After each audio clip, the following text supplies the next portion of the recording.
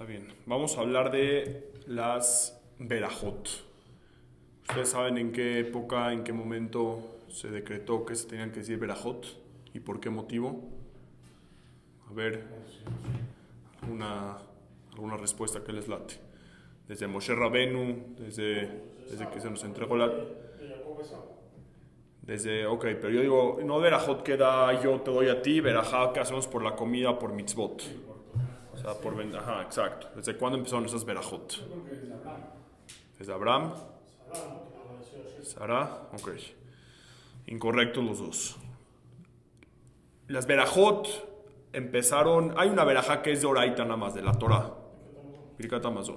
Entonces, si las demás son de Rabanán, tuvieron que empezar mucho después, porque ustedes están hablando de la época de la Torah. O sea, de los sucesos que pasaron en la Torah.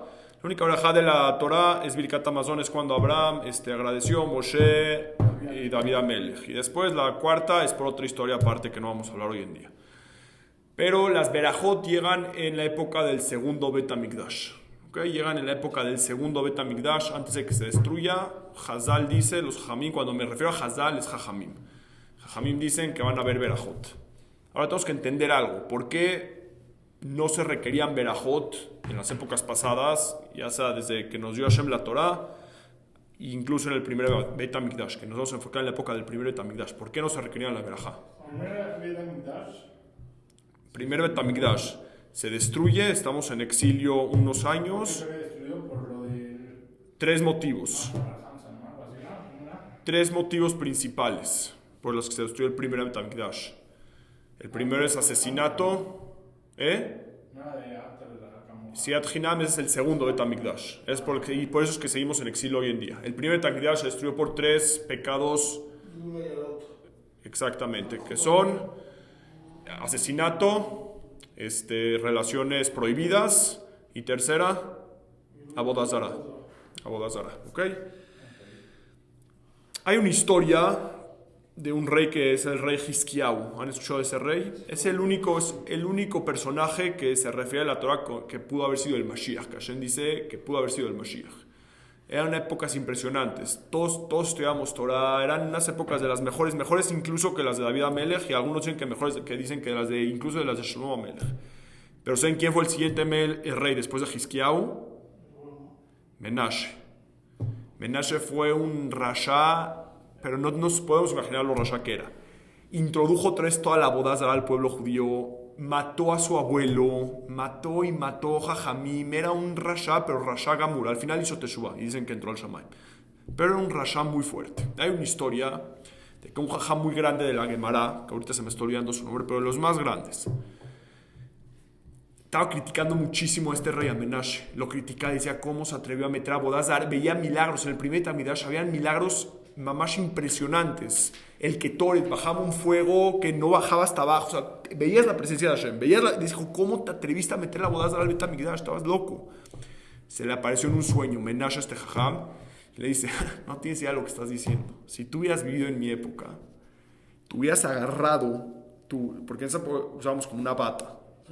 Te agarras la bata para que corras más rápido para hacer Avodah Zarah. No tienes idea de lo que estás diciendo. Y no nada más eso. En el sueño primero se le apareció Menashe y le dijo una alajá. Una alajá al jajam de la Gemara, uno de los jajam más grandes, y el jajam no lo pudo responder. O sea, para decirle, ¿tú crees que yo era un rasha? No tienes idea del yetzer hara que teníamos con la Avodah Zarah en esa época. O sea, ¿tú crees que yo hice mal? Tú hubieras sido lo triple de peor si hubiera estado en esa época. ¿Ok? ¿Por qué estoy diciendo todo esto? ¿Cuál fue la primera pregunta? Berajot. ¿Ok? ¿Por dónde empezaron las Berajot? Tenemos que entender por qué había tanto yetzer hara en esa época por la Avodah Zarah. Que ahorita, no sé, ahorita hay yetzer hara diferentes, pero yo jamás me imaginaría que alguien, incluso el Yehudí más alejado, no va a ir a una estatua y se le va a posternar. ¿Pero qué? ¿Por qué hacían muchas cosas los ídolos? Pero, ¿qué existencia vivíamos? Porque, ¿qué pasa en el Bet HaMikdash? Muchísimos. Tenemos que entender que en la época del primer Bet HaMikdash había una conexión con Hashem que no nos podemos imaginar. Hashem es todo, ¿ok? El Arizal dice que esta mesa tiene Neshama. ¿Por qué? Porque si Hashem crea todo constantemente, por definición todo tiene que dushar a Hashem. Si Hashem en este momento decide que la existencia se acaba, ya no existe nada, ni esta mesa, no es de que nosotros en nuestra Neshama, nada existe. Entonces, por definición, todo es Hashem. Bueno, en las épocas del primer Beit HaMikdash se veía de una manera impresionante. No se hablaba, ¿sabes qué? El término Dios, God en inglés, lo que sea, es un término griego. No debería existir eso, no existe eso porque Hashem era parte de nosotros, era una relación tan cercana que era parte nuestra. Entonces, cuando hay tanta Kedushá, hay muchísima tumá, hay muchísima impureza. Entonces, la gente se llegaba a confundir. Decías, todo es Dios. Entonces, si esta sí es Dios también, le voy a rezar a esta silla. De cierta manera tenían algo de razón. De cierta manera tenían razón que en esta sí hay Kedushá. Pero se confundían en separarla de Dios. Pensar que la silla tenía Kedushá por sí sola y no era Dios el que se la daba. ¿Qué hicieron los Jajamim? Como se destruyó el Beit HaMikdash por eso, dijeron, vamos a quitar el Yetzer Hará por la boda Zará. Así dijeron, vamos a quitarlo. Jajamim Hazal quitaron el Yetzer Hará por la boda Zará. Están a punto de quitar el Yetzer Hará por las relaciones prohibidas. Pero dijeron, lo quitaron por un momentito. Y dijeron, vieron al mundo, ya nadie, ningún animal se procreaba. Dijeron, se va a acabar el mundo. O sea, si quitamos ese deseo, se acaba el mundo. Dicen que lo bajaron tantito, pero no lo quitaron completo. Y el asesinato no lo quitaron para nada. Como ahorita vemos hoy en día, los de Gaz, Machshavo que los destruía, pero el asesinato sigue, lamentablemente. Pero entonces, a los Jajamim, cuando los Jajamim quitan ese deseo por la boda Zará, lamentablemente, también se quita mucha Kedushá. Se quita mucha Kedushá en nuestra existencia. Ya no vemos... Ya, exactamente. Si se quita una cosa, se quita el otro también. Ya no vemos a Dios en todo. No quiere decir que la existencia cambió, nada más que no lo vemos, no lo sentimos. Separamos a Dios. Llegaron los griegos después y dijeron, yo soy... Todo lo que les había, todo lo que yo he estado pensando es pura tontería. La boda Zará es pura tontería. Dios es pura tontería, Haz de Shalom.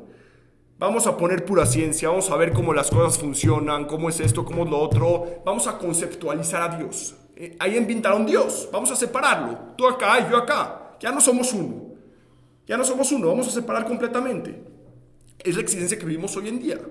Hoy en día, ¿cuántas veces nos sentimos incómodos de hablar de Dios? Como que lo vemos como que muy alejado. Como que, Dios, como que muy separado. Está en el cielo. Shtuyot, tonterías. Dios es todo. Dios está aquí. Dios está absolutamente, está en nosotros. Es todo. Nada más que perdimos esa sensibilidad. Perdimos todo. ¿Qué pasa? ¿Qué son las verajot? Que ya Hazal... ¿Mandé? La verajot es un recuerdo para ti. Exacto, pero impresionante. Ya Hazal y te dice ahorita que ya no sientes, que te sientes tan separado, que piensas que Dios está en el cielo, que piensas que Dios no está en tu vida, te voy a pedir que agarres una botella de agua, pares tantito, pares tu vida tantito, digas Baruch Atah Hashem, bendito seas tu Dios, Elokeinu melech haolam, el rey de todos. Sheakol niyavid baro, que todo vino de tu palabra. Entonces, al instante reconocemos que esta agua es bendita. O sea, que hay Kedushá en esta agua. Eso es lo que tenemos que pensar cuando somos una verajá. No es para recordar, no, es decir, aquí hay Kedushá. No la vemos porque ya no estamos a ese nivel. Pero Hazal quiere que regresemos a ese nivel. No es una... rápido. Es literalmente, te dice, por favor, tómate un segundo.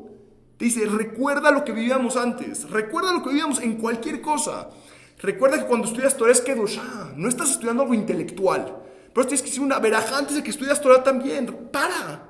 Stop. ¿Qué estás haciendo? ¿Por qué estás acá? Lo mismo que hablábamos antes. ¿Por qué estás acá? Estás acá porque cabalísticamente venimos a rescatar esas chispas que se cayeron en el Tzimtzum. Es otro tema más profundo, pero lo que estamos acá es que todo tiene Kedushá, todo es Dios, no lo podemos separar, no lo podemos ver que está en el cielo y aquí no hay nada. Te dice, para, esto que te vas a comer es una experiencia divina que vas a tener, pero ten la experiencia divina, para tantito y ten esa experiencia divina. No estás comiendo porque te quieres llenar, no estás comiendo para alimentar tu alma animal, estás comiendo porque en esta comida había Kedushá. ¿Saben la boda Zará?